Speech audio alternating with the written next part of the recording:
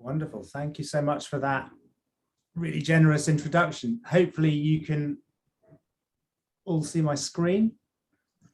Yes. Yes, I think it's visible. Wonderful. Great. So I won't spend too much time introducing myself, except to say, yes, I'm just over 2 decades into my career. And throughout that, one question really continues to fascinate me, and it's quite an elusive question. And it's the question that I would really like over the course of the 3 modules that we will hopefully be spending together to start to develop an answer to. And it's a pretty fundamental one. What makes a brand great? I read lots of books about brands. I've written a couple of books as well, and there's another one on its way. All pretty much seek to tackle this subject. So the question here is, well, what on earth can I tell you that you can't read elsewhere or no one else has already talked about? And I think one thing that really strikes me when I read these books and when I reflect on the industry I work in is, before we ask that question, there's another more fundamental question that, as far as I can tell, has remained largely unanswered. Before we can really think about what a great brand is, well, we need to seriously think about what a brand is in the first place. Why do they exist? What needs do they fulfill? Because unless we know that, we can't really start to talk in coherent terms about how they fulfill those needs really, really well. So this first module is going to tackle precisely this question. As we go through the 3 modules, we'll get gradually more and more concrete. So this first module is really about foundational principles on which everything else builds. It will feel a little bit more theoretical as a result, but without this, we can't really get into the concrete examples that we'll talk about later. And unless you can fundamentally answer this question, then the rest of it doesn't really matter anyway. So the truth is, you're a fish. So there's a Chinese proverb that if you want to understand the nature of water, you shouldn't ask a fish, because a fish is so immersed in its environment, in its watery environment, it barely notices the existence of water at all. And when it comes to brands, we're all fish as well. Presumably you're all here because you work in an organization. If you do, that organization has a brand. You are steeped in that brand's culture on a daily basis, to the point where you probably no longer think about it. Every time you walk into a room, you have a meeting with a client or a customer or a supplier. That brand is present, whether you acknowledge it or not, and it's influencing the relationships that you have, the conversations that you have, and who you have them with. And of course, beyond that, we're all immersed with brands anyway. You know, the toothpaste that you brushed your teeth with this morning, the car that you drove into work, if you drove into work, the breakfast that you had, the clothes that you're wearing, all of these things have brands attached to them. You spend your entire day literally clothed, draped in brands and surrounded by them. But we rarely really think about why. What is it about society, particularly modern society, that makes brands quite so ubiquitous?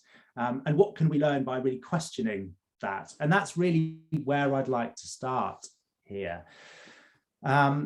Where did brands begin? Because if we can understand how brands began, then maybe we unlock the key to understanding what brands do and how brands can do those things better. So, let's start with today. So the 2020s, I think it feels fair to say, particularly, from the point of view of having worked in the industry for over 2 decades, branding as a subject, as an area, is fairly well established. I work with all sorts of brands of all sorts of shapes and sizes. Generally speaking, the larger the organization, the more global they are, the more likely I am to bump into this guy's work, Byron Sharp. This book was actually written over a decade ago, but really brought to life the idea for a new generation of manager that branding, alongside other aspects of leadership and management, can be professionalized and boiled down to scientific laws. And so a lot of the time I deal with organizations that want to adopt a more scientific approach to branding. So that's where we are today. I have to say, for reasons that will become more obvious as we go through, I have a degree of discomfort about that idea. If we went back a decade, we'd be having a different kind of conversation here, because we're talking about a world where social media was still on the rise. Facebook IPO'd to the tune of something like $104 billion. At the time, it was described as a cultural touchstone.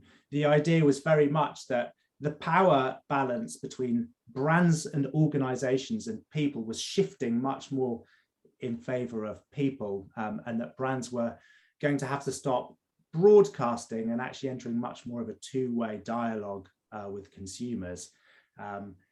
So much that you read at the time was all about the new rules of branding.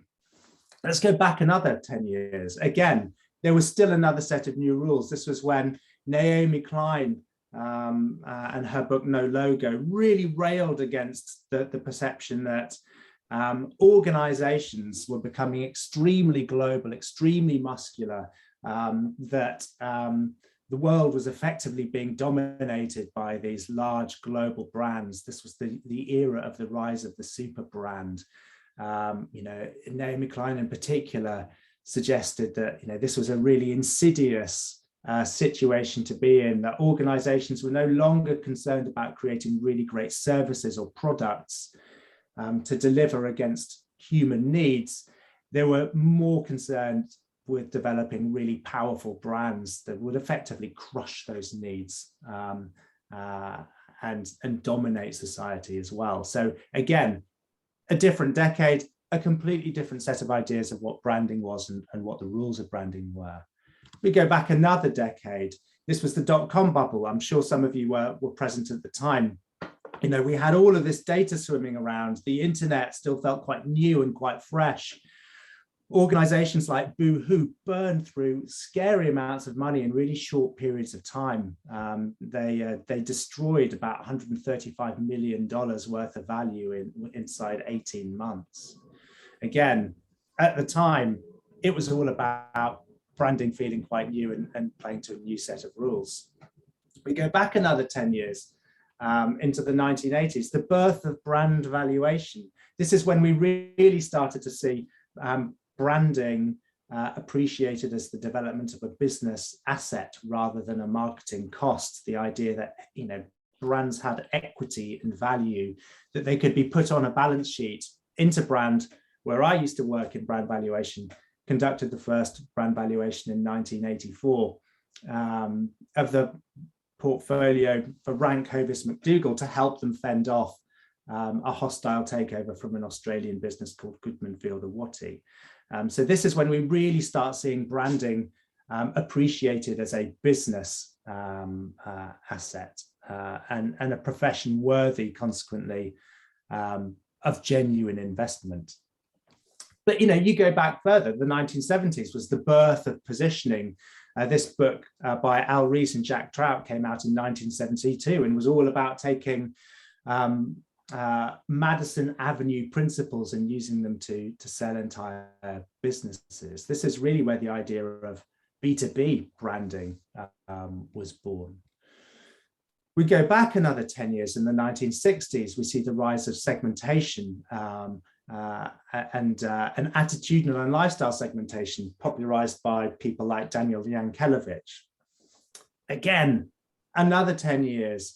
A researcher in the United States called Ross Cunningham looked at how people purchase consumer goods and found that in over 90% of cases, consumers were loyal to brands. So the concept of loyalty to brands was born in the 50s. I'm not going to keep going back in decades, but there are moments in history where you still see examples of branding. The early 20th century, this is the first example of a coherent all-encompassing corporate identity program to unite what until then had been 160 different transport companies operating across London, all came together in that now fairly famous roundel symbol and London Transport. Again, you go back even further. If you look to the bottom right-hand side of your screen, you'll see a small red pyramid or triangle. That's the UK's first trademark for the beer company Bass. Go back even further than that. Now we're going back centuries. The invention of the Gutenberg press. By the end of the 15th century, handbills were a really popular form of advertising for organizations. We go back even further. You've got the addition of maker's marks alongside hallmarks.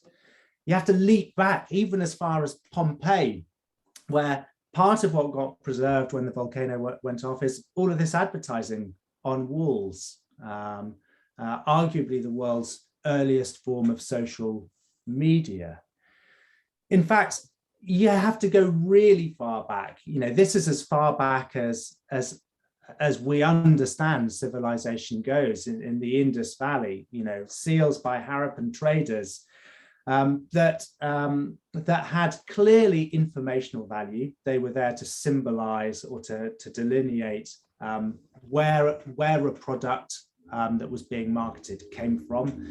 But they also had really immense symbolic value. There were fertility gods and goddesses here. You can see an example of a seal that bears the mark of a bull.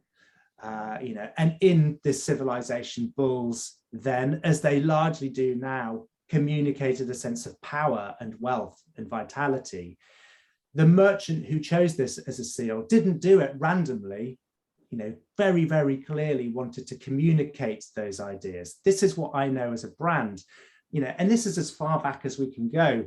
Despite the fact that we're talking about 4 centuries worth of difference here in history, we haven't really moved on that much. One of the biggest brands out there at the moment is Red Bull. That was created in the 1970s. The creator of Red Bull wanted to communicate the ideas of power and perseverance and energy.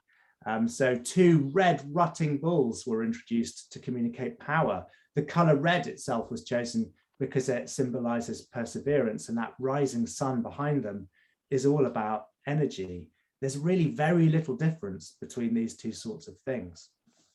So it's difficult to talk about the beginning of branding because it's not a uniquely modern phenomenon. Brands exist anytime humans come together and form civilizations. They are a human universal. So we can't really talk about when they started.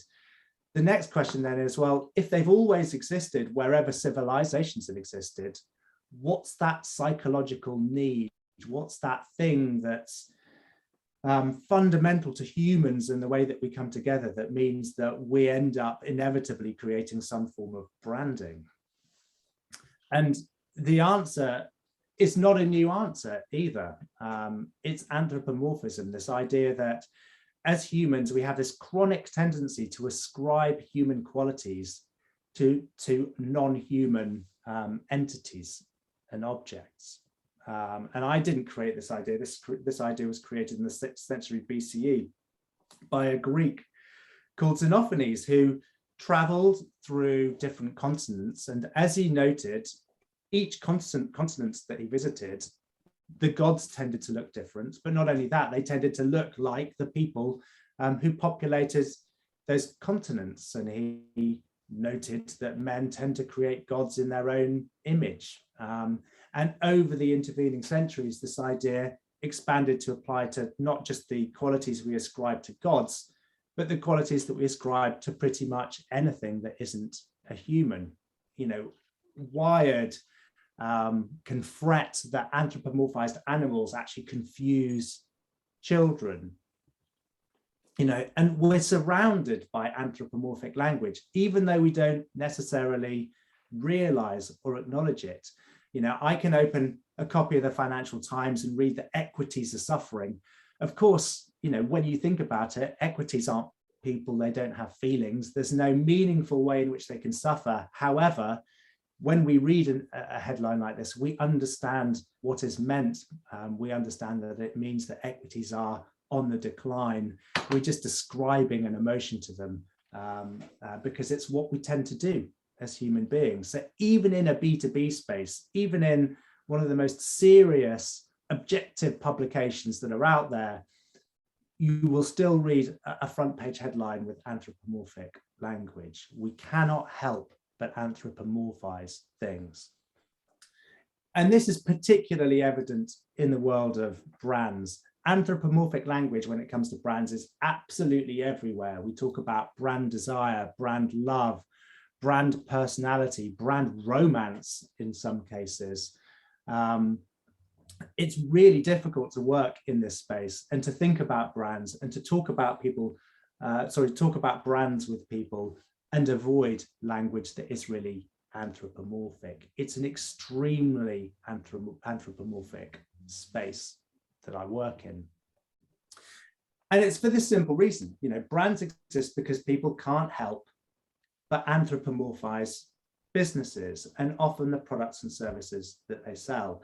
And this applies regardless of what type of a business you're in. You could be B2C, you could be B2B, you could work in heavy industry, you could work in energy, or you could work in the service industry. This is a fundamental aspect of humanity. It makes no difference what sector you're in. The same idea applies, which is why I have been able to work across all of these sectors and apply many of the same principles. So the reason why this matters is because there are three key implications that academics who study anthropomorphization have identified, three outcomes that are relevant to any organization that has a brand, which is any organization. One of those outcomes is that the more we tend to anthropomorphize something, including an organization, the more we care about it, the more worthy that thing or organization is of moral consideration. So when we look at a robot and we see eyes and we start to see a soul, we begin to care about what happens to that thing. Pretty much every Disney Pixar movie ever created relies on our ability to anthropomorphize that non-human thing that the story revolves around. So that's one outcome. The second is that the more we anthropomorphize something, the more we trust it. That's really important if you have a brand, because often brands are there to create a bond of trust between yourselves and the people that your organization needs to interact with. And those could be your employees, those could be your customers, those could be your suppliers, those could be your partners. It could be the government or the regulators that you rely on for permission to operate. But trust is absolutely fundamental to the ability to do business. The more you can get people to anthropomorphize your business through its brand, the more likely they are to trust it. On the other hand, though, there is a downside to that, which is the bigger the target you paint on yourself for when things go wrong. So obviously I've chosen another Disney Pixar example here. Usually we would be horrified about the idea of a rat in a kitchen, but Disney can create a film that's entirely about a rat cooking, and we're totally fine with it. But we also see things going wrong in this sense. So if you go back to, again, I'll stick with France, 1522, French court actually summoned local rats to be tried for ruining a barley crop that they had. This is in all seriousness, I'm not making this up.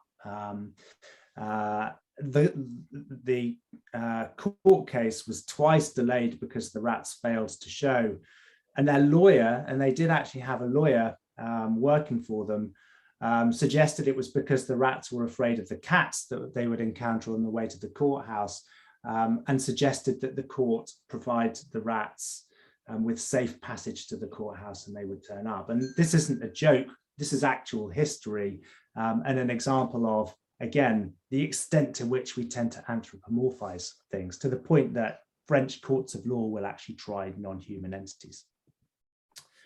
The third thing that anthropomorphizing organizations does is it makes us more likely to be influenced by them. So, this is an example. So this robot face that you can see is called Kismet. It was developed by MIT in Massachusetts to simulate human perceptions, human emotions. It can look happy and sad. You're meant to look at it and see a face. And a group of researchers ran a piece of research involving 38 participants where they would get Kismet to ask the participants potentially quite difficult questions like, have you ever taken advantage of someone, or do you always practice what you preach? They also gave them a survey to understand the extent to which those respondents, oh, sorry, someone's, I can hear someone talking. Not sure if there's a question there. All right, well, I'll carry on. Nick, they found, we'll just, we'll just check on that. Yeah. Okay, great. So they found that the more those respondents tended to anthropomorphize Kismet, the more likely they were to lie about their answers and to give more socially acceptable answers because, of course, they felt judged by it. And it's the same thing when we interact with organizations. The more we anthropomorphize their brands, the more likely we are to be influenced by them and to behave in a way that's according. And that's absolutely crucial, as I'll come to talk about, to how brands create value. So you should care about anthropomorphization because whether you're in consumer packaged goods or not, then it will affect how people behave towards you. The question then is, well, why do we anthropomorphize things? What are the situations under which we do it? And how can we make sure that we cultivate those situations? And again, there are three things that lead us to anthropomorphize brands. The first is that we're born into this world with no knowledge of how it works, and it's really important that we understand the world around us. This is what psychologists call affectance motivation. The problem is that we've got no way of understanding what non-human things think or feel or do. All we have to go on is our own emotions, our own knowledge of what it is to be human. And so we tend to see everything through that lens. Some scientists have had a real problem with this. This is a quote by Sir Francis Bacon, who saw this as an issue because obviously if you're constantly colouring your view of the world by what it is to be a human, you never get a true and accurate representation of what it's like. The modern day version of this is that perception is reality, and that's something that anyone who owns a brand eventually learns to confront and get comfortable with. So this explains why, whether you're B2B or B2C brand, we find it really easy as people to ascribe human qualities to them because we want to put them in boxes. We want to understand them in human terms because it gives us a language for how we talk about them and share them. Anyone who's ever looked at anything to do with brand archetypes will understand this. Sorry, I've just seen a question come through on the chat. So how does the focus on the human at the center change CMO's mandate and overall marketing strategy and priorities? Well, we're going to come on to talk about quite a lot of that. I think the really big thing that you'll get as we go through this is the thing to bear in mind is anytime you make a decision about brands, you're making a decision about people. You're appealing to this anthropomorphic tendency that people have. Consequently, this is why I'm really, really nervous about any approach that looks overly scientific, because it's not a science, it's about humanity, it's about establishing human connection. The more human you make those interactions, the better, and science will only ever take you so far. I would say, without wanting to ruin the end of all of this, that's one of the biggest things that I would like to impress on everybody as we go through this. The second reason why we anthropomorphize is the world is uncertain. We don't know what's going to happen in the future, but we still need to be able to act confidently in the face of uncertainty. There are just so many things there that are bigger than the human brain can understand. Those of you who have studied economics may be familiar with the Scottish economist Adam Smith, who famously invoked the metaphor of an invisible hand guiding markets and choice. Again, really anthropomorphic language, but when you're trying to help people understand how an entire market operates, it's really helpful to use human terms to make that happen. And this is what we do. This is why we particularly tend to anthropomorphize organizations, because they're big and complicated. And they have many moving parts. It's difficult to conceive of an organization unless we do so using a metaphor, and a human is a really great metaphor to do that. So, again, when we talk about brand architecture in a couple of modules time, you'll see particularly how this comes through, but they help us to navigate our way around complex systems in human terms. And then the final reason why we tend to anthropomorphize things is that we are social animals. So again, I don't know how big a fan of Tom Hanks movies everyone is here, but when the writer of the film Castaway, in which he is literally stranded on an island on his own, created a supporting actor for him in the form of a volleyball with a hand-drawn face on it. It becomes his best friend in the movie, and it came from an insight that was given to the screenwriter by a survival expert who said this: if you're going to be by yourself for a long time, you're going to go a little crazy and start, anthropomorphizing, speaking to, interacting with inanimate objects. And there's loads of research that suggests there's a real positive to this. Anytime we're starved of human contact, anytime we feel a sense of isolation, then we seek solace in our pets and in other things that we can anthropomorphize. Again, we can't help but do this. And again, brands that really connect with people understand this. And if Apple wants to help people have a shortcut to why it's better than a PC, then they use anthropomorphic language. They use people to embody those brands. We see so many examples of this everywhere. Once you see it, it becomes impossible to ignore. So here's one side of the story, at least the way I see it, and based on the experience that I have, people need brands because we can't help but anthropomorphize businesses and often the products and services that they sell. And we need this particularly because businesses are complex, because the situations in which we deal with businesses are often fraught with uncertainty, but also because we're really keen in general to make connections. These are the three overarching motivations that brands can and really should, if they want to be great, appeal to. And anytime we need to make a decision in any situation where there is complexity or uncertainty or a desire to make a connection, a brand can play a positive role. For me, that's even as mundane as deciding what to have on my toast for breakfast. And many of you will probably not be aware of Marmite, but this is my brand of choice. So that's one side of the story I want to tell, but there is another side to this story as well, because of course these brands don't merely spring out of nowhere because people have decided they need them or because people anthropomorphize organizations. They are the result of a deliberate process on the part of those organizations themselves. Oh, sorry, I've just noticed another question come out. So the question is, in your understanding, is there a link between brand anthropomorphism and the importance of internal company cultures, visible and credible executive leadership, effective and accessible customer service? Absolutely, there is a link. There is a very, very clear link.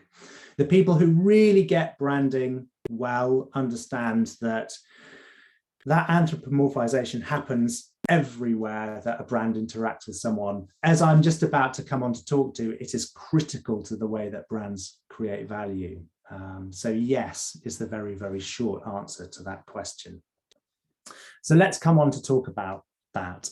So when you take a look at, some fairly recent Gartner research suggests that about 11% of revenue across organizations in all sorts of different fields, 11% is invested in marketing, by which we can mean the support in some way of a brand.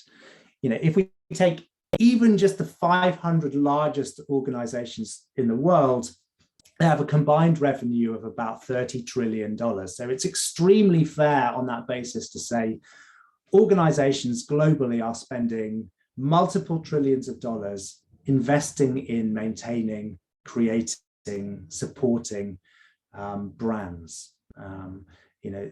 And to do that, brands must be doing more than just fulfilling a psychological need on the part of people. They must also be delivering some form of value back to those organizations. And that's the bit that I would like to talk about in the second half of this conversation, because that's where I began. This is when I started working. So I spent 7 years working at Interbrand. I was director of brand valuation there. So if you've ever seen a league table with the world's most valuable brands in it, the chances are, if you were reading that at some point between the years of 1999 and 2006, I was the person who was coming up with those values. And what I'm not going to do today is tell you, the nuts and bolts of how you value a brand. But what I would like to do is share what I learned through nearly a decade of valuing some of the world's largest, most respected brands. But I'm not going to start there because brands are really big and complicated and intangible. I'd like to talk about value in hopefully simpler terms. And I thought I would pick, rather than the biggest and most complex asset an organization has, possibly the simplest one an organization can have, which is a pencil. Okay, and I wanted to reflect briefly on how you would value a pencil. Now, international accounting standards, if you're valuing things, particularly brands, allow you to take a market approach. So what's the market for brands? What's the market for pencil? What do similar pencils go for around the world? So if I go onto Amazon, I can see that there's a box of 150 pencils, just like the one I've got here, selling for £13.78, which works out at about 9p a pencil. However, if I only wanted to buy a single pencil, then there's a slightly more expensive one selling for 65p. So what I can say is certainly a pencil will cost you somewhere between 9p and 65p. And if I believed in the market approach to valuation, I would say that means the value of this pencil is somewhere between 9 and 65p. For me, that's really disappointing range because it's quite so broad. So is there a way that we can narrow that down a little bit? There's another approach that's allowed under international accounting principles for brands, which is the cost approach. So how much did the pencil in question actually cost a business? And again, this is an approach that you can use to value brands too. How much did you invest in developing it? So let's say that we work in a business, for the sake of conversation, let's say it's the department store Liberty in London. So we have a procurement department. They bought the pencils from Office Depot in a pack of 12 for £1.49, which is about 12p per pencil. However, things are slightly complicated because the delivery cost was £2.90. Which is obviously more than the cost of the pencils themselves. If we factor that in, the cost of our pencil goes up from 12p to 37p. Now, the big question, if you want to value this pencil, is should you include that cost? Technically, you've paid it, but should the fact that your procurement team is rubbish at ordering pencils in sufficiently large quantities fundamentally mean that the value of those pencils go up. And this kicks up all sorts of issues with something like a cost approach. Is you can waste money. The cost that the cost of an asset doesn't necessarily reflect the value it delivers. In fact, we can say with a great deal of confidence that it shouldn't, because if the value of any asset that you invested in was always equivalent to the cost, you would never ever create value as an organization. We can say with absolute certainty that organizations that invest in assets, the value of those assets has to be greater than the cost. Otherwise, there's no concept of ROI. So this is why the market and cost approaches, however you use them, wherever, whether it's pencils or brands, is a really lousy way to think about value. Orson Welles talked about the importance of the difference between a cynic and a person, and a cynic being someone who knows the price of everything and the value of nothing. And the market and cost approaches effectively turn us all into cynics. What we need to do is think about value in a much deeper sense. And whether you're valuing a pencil or a brand, the concept of value is relatively simple. You know, broadly speaking, the value of an asset to you is firstly the profit you expect it to generate over its useful life, and then adjusted in second part to reflect how certain or uncertain you are that those profits will materialize.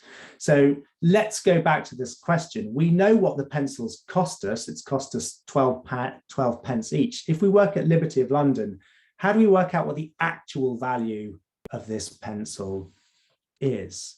And this is where things get way more interesting for us, because what we can do is start thinking about, well, ways that we create value using pencils. So let's pick a really basic way. You know, we could coat our pencil in a Liberty design. We could stick it in a box of 10 that looks really attractive. And that will probably cost us another 12p per pencil, but we can retail that pack for nearly £16. In fact, Liberty does. So each pencil is now worth £1.60. It delivers a profit to us of £1.36. So suddenly we've gone from quite a small cost of 12 pence to this really wonderful amount of value that we've created. I mean, that's an ROI of nearly 600%. There is value creation happening, but that's just the beginning of this. The dissatisfying thing is if you're trying to value the pencil didn't create the value on its own. You actually combined it with a bit of design, with the Liberty brand itself, with some packaging to create this value. And the annoying thing, if you're trying to understand the value of the brand or the pencil, is deciding exactly how much of that value came from the pencil and how much that value came from the brand itself. The good thing is that I don't work in brand valuation anymore. I get to focus on the flip side of that question, which is just the wonder of what we've just done. We've taken some fairly mundane assets and we've combined them in an interesting way that's created value that didn't exist. So the interesting question, the one where I spend most of my time, is how can we combine different assets to create more value, particularly the brand asset? Sorry, I'm just looking at the next question. So the question is, the popular proverb goes, consumers don't merely buy brands, they buy into brands. We want to devise a brand strategy that addresses key components of value creation, such as reputation value, relationship value, experiential value, and above all, symbolic or cultural value in the Indian context. What other assets do we deploy to create even more value? Yes, absolutely. I mean, this is the thing. This is where I spend most of my time. How can you take that brand asset? How can you combine it with other things that you have and create value that could be cultural, that could be emotional, that could be relational, and all of this we're going to come to talk about. So how do we create even more profit in our pencil example? Well, we could not sell the pencil at all. We could give that pencil to a really talented in-house illustrator, and we could ask them to create an illustration, maybe of a pencil here, and then we could sell the illustration instead of the pencil. And let's say that illustration can be sold for £50. We might spend £30 of the illustrator's time doing it, 30p on a leaf of paper. We might use the whole 12p pencil, but now we've created even more value. And we haven't just combined a brand and a pencil. We've now got human capital in there as well, because we've got the designer's talent in there. And the point I want to make here is that value is something that you create. You know, it is a creative act. It's about more than merely making money or selling something, because to do that, all you need is a thing to flog and people to flog it. Actually creating value involves imagination. It involves transgressive thinking. It involves combining things that may not otherwise exist to create something that's greater than the sum of their parts. And that's a really important thing that I learned through the process of valuing brands. It's a really easy thing to forget as well, particularly in organizations that tend to be very sales focused. So far we've been kind of selling things as one-offs. But you know, if I go back to how we create value, that first part of our value calculation is about the useful economic life of our pencil. So how can we extend the economic life? Well, we could turn that illustration into a series of prints. You know, each print might sell for £10. It might cost £1 to produce. That means in the first year that we sell those prints, they, if we take all the costs into account, contribute nearly £450 in profit. But what we can do is we can start selling those in subsequent years and actually start creating a stream of future earnings rather than selling things in a particular year. We don't need to worry about the cost of the pencil there because that's a sunk cost. Let's say we make £9 each year. And we know from looking at historic sales data that in each subsequent year, we'll sell half as much as we did the year before. So that means in year 2, we'll sell £225 worth of prints. Year 3, we'll make £112.50. Year 4, we'll make £56.25. Year 5, we'll make £28.13. Means that we create the amount of value that you see there. So suddenly we've created much more value, over £870 worth of value.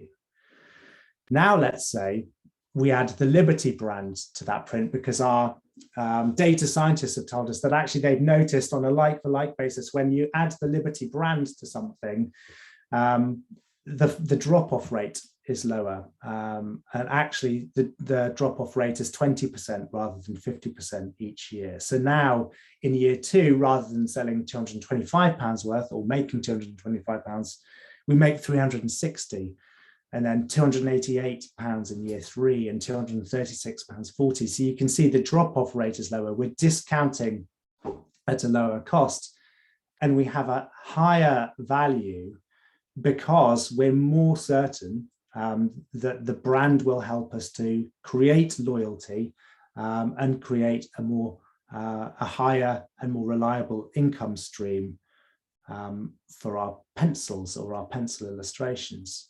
And again, we've created value, not just by selling more, but by increasing the level of certainty that future earnings will materialize. And this is exactly how you create value through brands. It's not just about creating revenue, it's also about managing risk. And because brands create a relationship of loyalty between yourselves and the people who buy your products and services, as well as stimulating demand for those products and services in the first place, they create value. And this is the way to think about it. Ultimately, organizationally, brands create value because they influence how different groups of people feel, how they think, and how they act towards your organization. And the idea is that you want to influence them in deliberate ways that create value for how you operate as a business. So, they inspire customers to buy your products and to keep buying them. That's the bit I've been talking about so far. But also, they will attract partners to share resources with you or to join forces with you. so that collectively you can be greater than the sum of your parts and you can innovate. They encourage investors to give you cheap access to capital. This kind of thing blows my mind. Rivian, an organization that was founded in 2009, didn't make any vehicles at all until 2021. And then in November of the same year, IPO'd for 13.7 billion. That's purely brand value. You know, they motivate the media and the public. They can create social change, as alluded to in the question.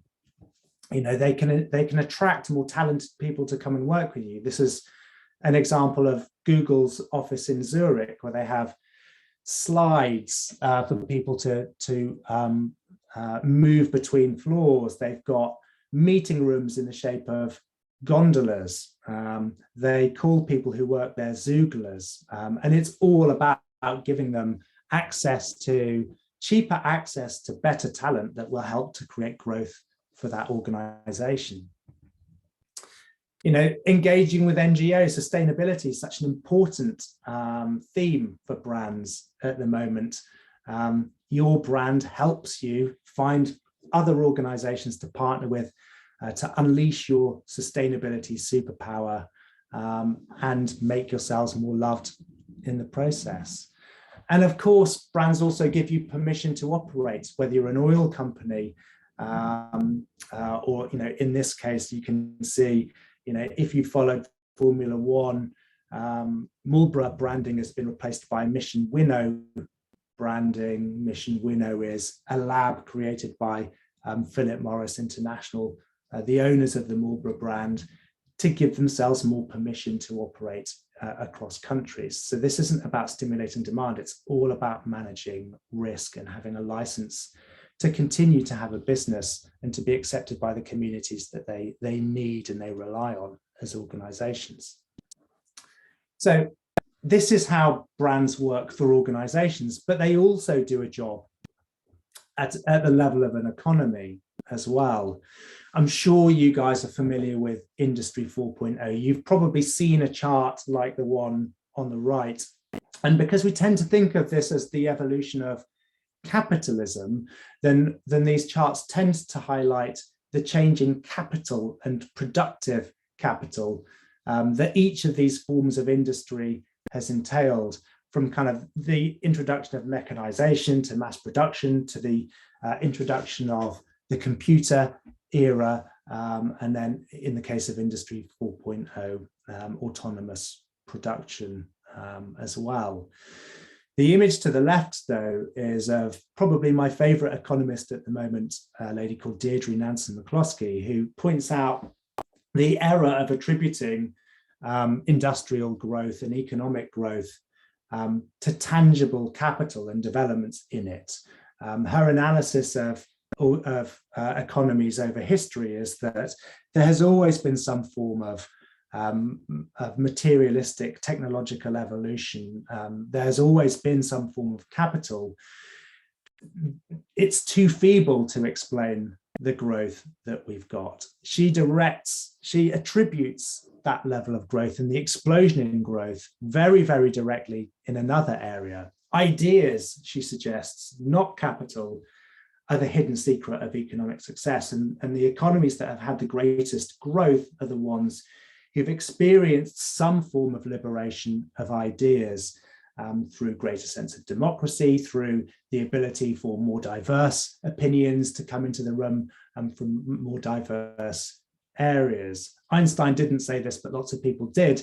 Not everything that can be counted counts, and not everything that counts can be counted. Our economy runs on intangibles. Brands are an intangible asset. They are a key part of this because, you know, in Deirdre Nansen McCloskey's terms, ideas are the dark matter of history. They're the hidden drivers of economic growth. And brands, I would argue, are the things that make that dark matter of value creation visible. This is where they play the role, you know. The things that drive brands, that move them forwards, are also the things that move forward economic growth. And we're talking also about things like metaphors, that I've been talking about, narratives, ideologies, values. These things aren't trivial aspects, soft aspects of business. They are hard but intangible drivers of economic growth and value creation. They are worth taking seriously, because if you don't, we're not going to get much out of the next two modules. So hopefully, in terms of the journey that we've been on, when you look at this, if you're a materialist, maybe you were at the beginning of the session, you would see a pencil. I really hope now, with that mindset, you see an unlimited, potentially unlimited opportunity for value creation here. Don't see the pencil, see the opportunity. So to wrap up, to nearly wrap up, one side of the story is that people need brands because they anthropomorphise organizations, but businesses need brands too. And they need those brands because through that process of anthropomorphization, we can influence how people think, feel, and act. And they do it by making those ideas visible. Internally, that means that brands can become a lightning rod for idea creation, for ingenuity, but externally, it means that the innovation that all of that ends up in is visible to people and they can appreciate it as well. So where we had complexity, people can instead see possibility. Where they were maybe shrouded or confused or worried by uncertainty, they can get a sense of clarity and vision and direction. And, and where there's that desire to make connection, actually what we can do with brands is multiply their effect by combining them with different types of asset. And that includes human value as well as other forms too. So that's nearly it. I'm nearly finished talking. There's just one more thing I'd like to leave you with. And again, it comes back to my time working in brand valuation, because you don't just value a brand over 5 years. Most of the brands that we interact with have actually existed for a really, really, really long time. We're talking about multiple centuries, multiple lifetimes here. Brands like Bass, I talked about, go as far as 1855, but actually Stella Artois, is a far older brand than that. These brands can credibly look forward to celebrating a millennium in existence. Even modern brands, familiar brands that feel like relatively recent creations, are brands that have outgrown their original intent. Netflix used to sell mail order DVDs. Now it's a streaming service. Samsung started off as a grocery trading store. Toyota used to make automated textile looms. Even Apple started off selling computers. Now it does vastly more than that. And services have become really important. So, brands are these infinite sources of value creation. And there are lots of really good things about that. It means that they need to be managed for the long term. It means that, ideas like sustainability become really important there. But it also creates a problem for people because they force you to think more seriously about, if the opportunities for growth are infinite, well, which of those infinite growth opportunities are the right ones to pursue? And that will be the question that we begin with at the next session. And we will get more concrete. You'll start seeing more examples of specifically what brands do to make decisions here. But this is the question that we will commence with in the next session. How do you grow your brand without losing what makes it special? Nick, thanks for the amazing presentation. We've been getting so many questions, and I've been putting some of them in the chat box. Right. There are probably 3 of them that you may consider answering. I've put in some more. Terrific. Yeah, I just leave it to you. We have some time, I think, maybe 10 more minutes, if that's okay. Yeah, absolutely. So look, I'll let me just go in order then in terms of what I'm looking at. So I can see There's one here. A good place to start is by asking, what value are we giving our customers? Investing in ways that add value to someone's life might dip into the bottom line in the short term, but will likely drive shareholder growth in the long run. However, how do we as brand executives get board level buy-in where annual profitability is the primary objective? Well, honestly, this is where my old job used to come in. So part of the reason for valuing brands wasn't really to put them on the balance sheet, but it was to demonstrate that actually, if you take a look at company value rather than just year by year profitability, you're sitting on an extremely valuable asset, and to get people to start thinking about the long term. I think the other way to do it is also to start thinking about a broader set of measures beyond profit. And so thinking in serious terms about, non-financial measures that underlie profitability, things like NPS, but also satisfaction, perceptions of the brand itself, levels of satisfaction with different points of the experience that you have, which you can start thinking of as leading metrics. So if those metrics start dipping, then people can start worrying because future profit, and that could be as close as next year, is suddenly in doubt. And that's typically the way that I try to work with organizations, not simply to obsess about profit next quarter. Although I do appreciate that's an extremely difficult challenge, because often those organizations work like that way for a reason, and often what they manage gets measured and very little else. I'd say the best chance you have is of adding to what they measure rather than trying necessarily to change it. Next question is, how will brands ensure seamless customer experience in this new normal? More specifically, in a socially distanced and digitally connected world, can companies truly ensure brand personalization through anthropomorphism? We're going to come on to talk about that. One thing that I would say is that a little bit of distance isn't necessarily a bad thing. I think there's an assumption that, and this applies internally as well as externally, it's a good thing in general to give people the answer, to let them know what your brand is and what it stands for, without any room for interpretation whatsoever. But again, as we'll come on to discuss, actually, if you give people the opportunity to interpret for themselves a little bit more, if you give them a little bit of their own space, they will tend to internalize that brand a bit more, to assign a bit more of their own meaning to it, and consequently to establish a little bit more of a relationship to it. So I don't think that you necessarily need to worry about the distance. It's more about how you make use of it and how you're clear about what's fixed and what you definitely want them to associate with you, and then where they have room for interpretation. I will get into that in much more concrete terms in the second and third modules that we have here. I'll look at another one of these. So marketers should dig in and invest in consumer research to see where they stand relative to their competitors. Do you think that standard research metrics are outdated and human elements in branding should be prioritized? Well, I think it's a bit of both, to be honest. What I'm not a fan of is off-the-peg research. Generally speaking, those kinds of metrics say more about the organizations that are selling research than they do about the organizations.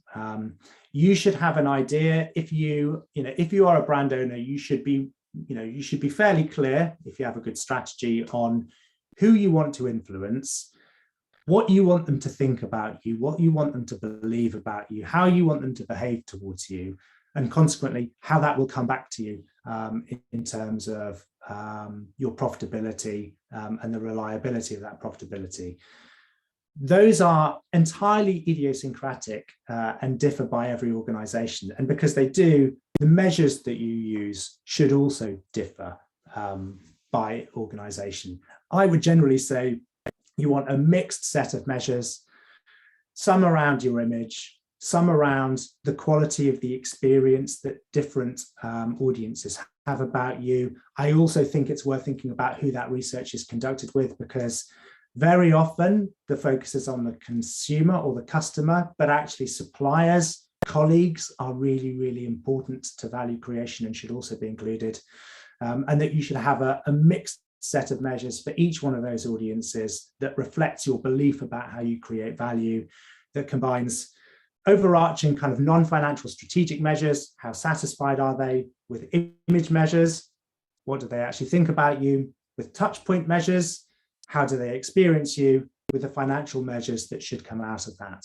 And that's about as specific as I can get, because beyond that, you need to know the idiosyncrasies of your own strategy. I've got a question here about transparency and trust has emerged as a vital factor, especially among millennials. Consumers want straight talk from companies on topics they care about, the Chinese excesses on Uyghurs, for example, but brands have to follow very careful responses where business interests are involved. How, in your view, can this dilemma be resolved? Well, I think, honestly, I look at the data. There is a tendency to think of millennials or Gen Z now as a uniquely principled set of people, particularly when it comes to consumption. In fact, the data that I see suggests that they are no more or less principled than other generations. So I would always be wary of trying to call out generational differences, or at least generalizing about how specific generations do. Although what I have also observed in the data is that typically we are becoming a little bit more sensitive to topics. There is a growing expectation that brands should have a point of view. And in this case, I think the most risky thing you can do is not to have a point of view, but also to be quite clear about the areas where you want to as well. As an example, in the field of sustainability, there is an idea that every organization, every brand has hidden within it some latent sustainability superpower. Now, most brands don't really think this way, so they feel the need to talk about every aspect of the sustainable, for example, the Sustainable Development Goals that the UN set out. Brands that are really good at sustainability think about what it is that they can uniquely do, what is the area within those that they can uniquely lead on, and then to focus on that. Doesn't mean they ignore the rest, they deliver against them, but the bit that they focus on and they talk about and they communicate around is the area where they have the potential to have a superpower. And I would suggest that it's the same thing when you come to issues. Where are the issues where your brand genuinely has something to say, genuinely has permission to speak, where there is an expectation that you will, and making sure that you lead on those, and then making sure that in all of those other areas you are doing the right thing, but not necessarily feeling the need to tell everyone in the world about it. So I think it's a question of focus. Hopefully that answers that question. Next one is, oh, sorry. Yeah, I think we have one more question. We do one more? Yeah. One more. As a consumer-facing food brand, our challenge has been cultivating and or identifying influencers who can represent the personality of our brand through digital experiences and who stand out and connect with consumers in a meaningful way. What would you look at when identifying influencers? This one's relatively simple. One is really, really boring. Of course, reach matters because there's very little point having an influencer that doesn't have any influence. But even more than that, again, it's just about working through strategically. Who's the audience that you want to reach? And what is the image or what are the messages that you need to project, and making sure that that influencer, on the one hand, is reaching that audience rather than audiences more broadly, but also genuinely represents those qualities that you want people to read into your brand. Anything else is opportunistic, and I think people are getting much better at sniffing out that opportunism and filtering out as well. Really great partnerships, and I do advise organizations on brand partnerships at points, but the really great ones make sense because people can see a really clear alignment of values. And this is about whether you're partnering with an individual influencer or with another brand. They can see intuitively it makes sense because the values of the two organizations or the two brands are aligned, and they feel a consonance there that makes them feel better about both brands. Thanks, Nick, for your fascinating insights. In fact, we probably can't wait for your next book to come out. And, of course, you'll be sharing details, a little bit of a snapshot, as we go on. Ladies and gentlemen, thanks for your time. Please do join in for the next module, which is on 28th April on how to position a brand for growth. Any questions that you may have, you can send it to us, which we may have missed answering right now. We'll try and, send them to Nick if he wants to answer any of them later. Thanks again for your time, Nick, and, for sparing this, and have a very nice day. Wonderful. Everyone have a lovely day. Thanks. Thank you for joining, everyone. Bye now.